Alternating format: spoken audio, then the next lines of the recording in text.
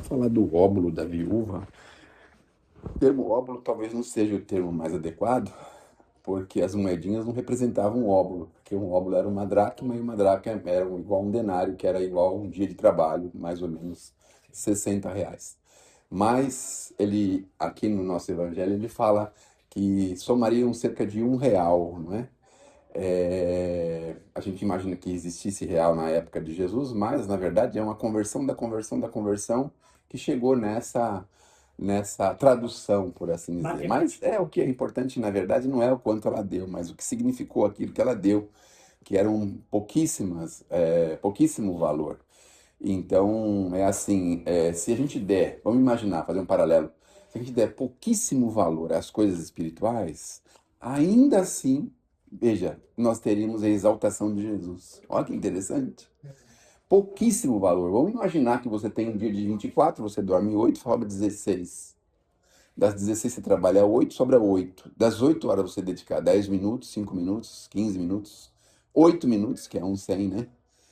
Das 8 que te sobra, uma é um óbolo, ou seja, uma moedinha que você pode oferecer para Jesus. Mas no fundo, a gente não dá essa atenção. Veja o que essa mensagem pode representar para a gente.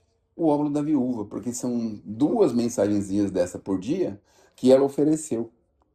A importância que ela deu para os ensinos de Jesus, que na verdade foi traduzido em recurso, vamos dizer assim, né? Mas na verdade o que ele dizia o seguinte: ela deu tudo que ela podia e o que ela podia era justamente isso. Então, o que a gente pode? Porque tem pessoas que precisam efetivamente trabalhar pesadamente, sejam trabalhos manuais, trabalhos braçais, trabalhos intelectuais, e realmente é um peso muito grande a gente dedicar 10, 15, 20 minutos para a tarefa espiritual.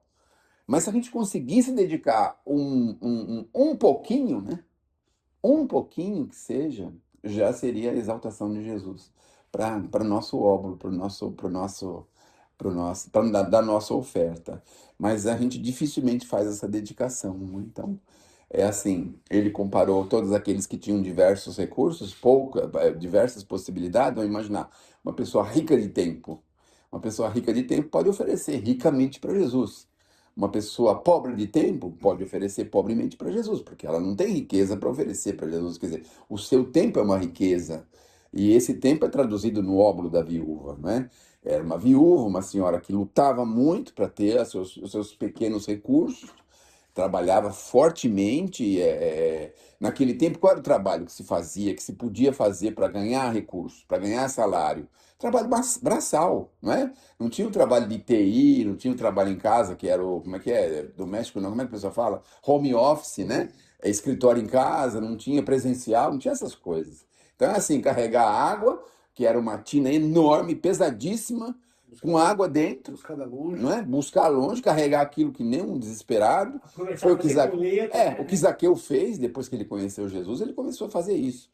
Depois a gente carregar isso, cuidar de animal, por exemplo, levar o animal de um lado para o outro, ou fazer ordenha, ou fazer alguma coisa, ceifar o solo, a terra, um negócio terrível também, que você fica de sol a pino, é um trabalho desgastante, um trabalho difícil. Então, qualquer tipo de trabalho era complicado. E ela dedicou ali tempo, ou seja, alguns recursos que efetivamente, em tese, ela nem precisaria ter, né? Sendo viúva, a sociedade precisaria aprender a suprir as necessidades dela, como hoje a sociedade supre as necessidades das pessoas com mais idade.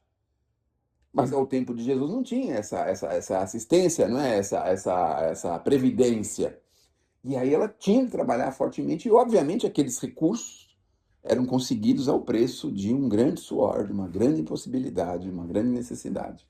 E ela ofereceu isso, ou seja, ela oferecia o que ela tinha para para a caridade alheia, porque o gasofilácio ele existia para coleta de recursos para o trabalho de caridade a terceiros. Ainda existe o gasofilácio em Jerusalém, ainda existe. Só que é uma máquina altamente sofisticada e você pode escolher, né? Você pode dar para educação, você pode dar para alimentação, você pode escolher uma das frestas que tem nesse gasofilácio, vai escolher para dar para o templo, vai escolher para dar para o necessitado, você escolhe. Olha que interessante. Aí você põe a moeda ou o dinheiro lá e ele vai para aquele recurso que você está oferecendo. Mas ao tempo de Jesus era um único lugar, as pessoas, obviamente, não tinha moeda, não tinha impressão, não tinha essas coisas, né?